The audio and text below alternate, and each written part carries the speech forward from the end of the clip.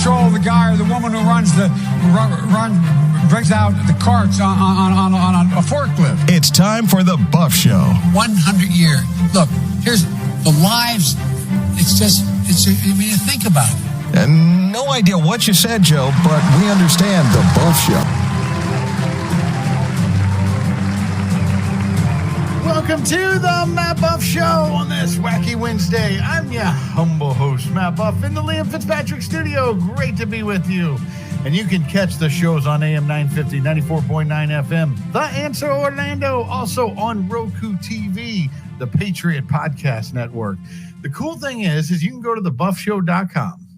You can see all the links we post to shows, but you can also watch the show right there on thebuffshow.com.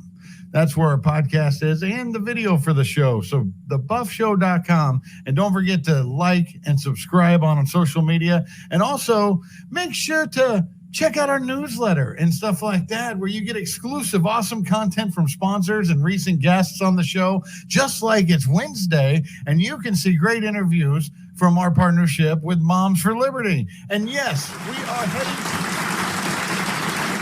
Welcome back to the Matt Buff Show. Great to have you guys with us, rolling along at the 2022 FPEA Florida. My co-host for this event from Moms for America, Marina Hoffman. I hope you're having a good time on the show. We're getting a lot of good information already. It's so excellent. I hope your audience doesn't miss a single interview. These are important, Matt. Every interview is something you've never heard before, too. When you talk about pro-life issues, for example, we're getting into what it actually means to get stuff done legislatively. And now we're going to go to a very special guest on the show. Sue Trombino is on. This is Women Impacting the Nation. The title alone is amazing. Women do impact the nation, sometimes in a negative way, and you're trying to change that. Yes, we are. But I just want to make one caveat, is that we do not forget our men. It's WOMEN. Well, without men, there's no women. That's exactly right. No, but that, we never forget our men. So we just want to make that clear. We are, we educate and equip women and men with knowledge of God's truth about our faith, our family, and our freedoms, and then we help support those who take a stand for the Judeo-Christian principles upon which our country is founded. So let's start with, what is the biggest issue facing people of faith today? And I know you're all about freedom. So tell us, where do we start? What's the biggest issue we need to be aware of and taking action today? Well, you talked about the faith community. I think if only a quarter of the Christians would vote their biblical values, we would win in a landslide every time. They couldn't cheat enough for us to win. So it is very important. God has given us an incredible country. He's put his providential hand on this country, and he says to be a good steward of it. Well, we have not been a good steward of this country, and stewardship is not just money, it's everything. So number one, we have to be a better steward of what God's given us. We live in the greatest country on the face of the planet. Not perfect, but exceptional. And I take exception to people who say otherwise, and just only because of where I come from. But then he says to occupy. Well, we've got to occupy until he comes. It's not, he's going to come. We all know that. He's going to come. But what are you doing meanwhile? And what about the 5 talents? What are you doing with the talents that God's given you? And so we just really encourage, especially the Christians. I've been speaking with pastors all over the country, or a lot of Florida, really, but over 250 pastors, and telling them to be watchmen. But they have to be the watchmen for the church. But then the church, you can't get away with saying, well, my pastor didn't say that. You're accountable for what you know. So if there's garbage in, well, there's going to be garbage out, and you have to know. We have to just be good stewards of what God's given us, and that's where it starts. It's the foundation. And what is your foundation?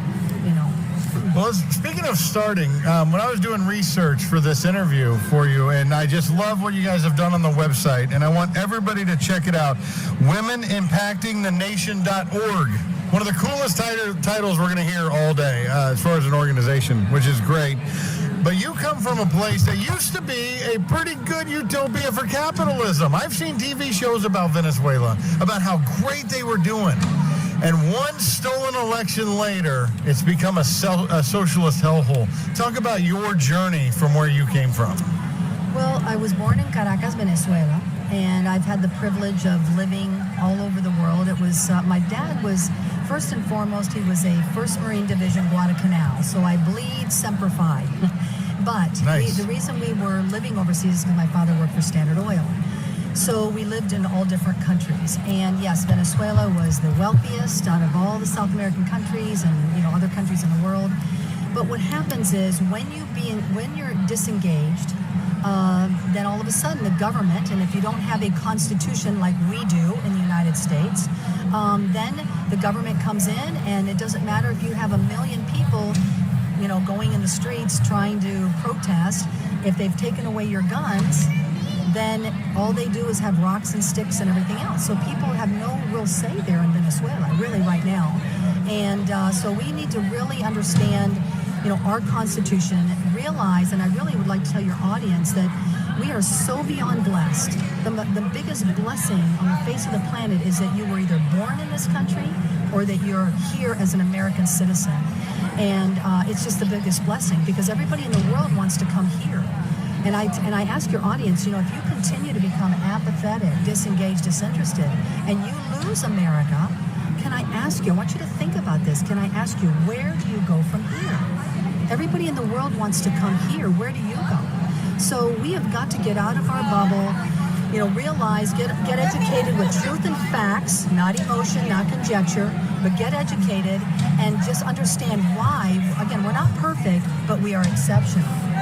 So, Marina, I want to kick it over to you, but a lot of the tracks that we're heading on in this country is very comparable to early Venezuela from that transition. Yeah, do you see that too? A lot of the things that are happening here is part of that, is similar to that early transition into socialism in Venezuela? Oh, without question, Matt. Without question. And the thing is, they're trying. The government, our government, unfortunately, and Republicans and Democrats, let's be real here, they're really trying to push that. But because, we ask a lot of questions at WIN, and one of them is what's important to you. And until something is personal, people aren't engaged. That's why people haven't been engaged before. But now things are starting to become personal. And with the moms, people all of a sudden with the school, the virus was really almost a godsend. What other people meant for evil, God meant for good. All of a sudden the moms raised up, like you guys with Moms in America. You raised up, women impacted nation, men and women raised up and said, wait a minute, what are you teaching our kids? And all of a sudden it became personal. When it becomes personal, people start to be engaged. And so I think that's what's happening is that because people are, the left and our government is trying to push some serious, ridiculous, nonsensical things down our throat, people are going, wait a minute, something's not right here. So therefore, but they're trying. The left is trying. And they're trying to push it like Venezuela. But I can tell you right now, I will give anybody, even your audience, a free ticket. And I'm saying this out loud, I'm not bloviating, I'm not making this up. I will give you a free ticket to the country of my birth, Caracas. But the caveat is you have to stay there for 10 days. I'll even say 6 days. You wouldn't last 2 right now. You would not last 2 days. And nobody's going to take you up on that. Yeah, and Sue, I can understand where you're coming from. I can understand your story as a Canadian. So I'm suffering greatly. How blessed to be in the free state of Florida. But my family is literally trapped in Canada. And I have a almost 4-year-old who has no living memory of seeing her family, her grandparents, her aunts. And if they were to come here, they'd be trapped. If I were to go there, I'd be trapped. So I'd like you to speak on the issue of our freedoms because I have too many Canadian friends who say, you know what, life's not perfect, but we're so free. And it doesn't matter, we take a job, but it's for the freedom of all. And that's a narrative from the state media in Canada. To those who are listening to Matt's show right now, they're thinking, we got to fight for freedom, but we are so free. We're 99% there. Can you bring to light some of the ways that we are told we're free, but our freedoms have been taken away even in the last 2 years? Well, that's a great question. I think we've become the proverbial frogs in the pot. Everybody thinks they're free because it's little by little. They give you little bits, and then we move the line every little bit. All of a sudden you look back and you go, oh my gosh, You know, I mean, as your audience if they can see me, you know, you have your Bible and your Constitution here, right? You have the right and the left. Well, the right will always be to the right of the left, but if you keep going, moving forward with your arms, look how far away we've come. We've gone so far away from the Constitution and you know, the Bible. It's stunning. But because things sound good, people buy into the sounding good. If it sounds good, with all due respect, it's a red flag. But you know what? Little by little, you have to wear a mask. Even though when you check out, really look, we don't tell people, if you want to wear a mask, wear a mask. You don't want to wear a mask, that's fine. You want to get the jab, get the jab. But if you do your due diligence, you understand when the government is putting something on you and they're trying to get their narrative, and when the media is saying the same thing over and over and over again, pay attention. I tell people all the time, you know, God gave you a brain. He gave you discernment. You know, you try to use that discernment and look to see what is really happening when you're being forced to do something. That is socialism. In America, that's what's awesome about America. We can't, unfortunately, you're allowed to step on the flag if you want to, even though that's appalling to me that you're allowed to do that. But now everybody's buying into this because they want to follow the crowd. Well, if they're following the crowd, I used to tell my son all the time, I said, honey, if everybody's coming at you, you're going the right way. Don't follow the crowd. But I want to give everybody hope here is that, you know, we're the silent majority. If the silent would just wake up, would just speak up, because silence is consent. Silence is not an option. And God is not going to say, well, that was well thought, you know, Matt, that was well intentioned, Marina, or that was well, you know, said, Sue. He's only going to say, well done. And if you, again, continue to become apathetic, you're going to look back and go, just like 1962 and 63, when they took out prayer and Bible out of school. All of a sudden, everybody went, well, how did that happen? It's the proverbial frog in the pot. We're boiling to death. We don't even know it. And you're going to wake up and go, oh my gosh, how do you kill 6 million Jews?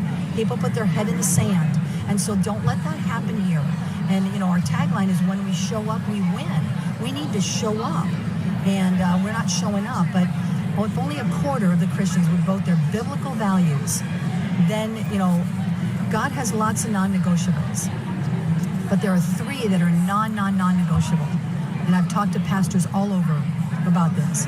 There's 3 that are non-negotiable. Life. God breathed life into Adam, right? Marriage between a man and a woman, a biological man and a biological woman, and Israel. Those are 3 of God's non-negotiables. What platform is for those 3? So, because it's never about the donkey or the elephant, it's about the lamb. What does God say about this? And so I just encourage Christians to wake up. You have to be accountable to God, not to your neighbor, not to your friends, but to God and what your family is. What's your legacy going to be? You know, are you going to look at your children in the eyes, and you, Marina, with your daughter?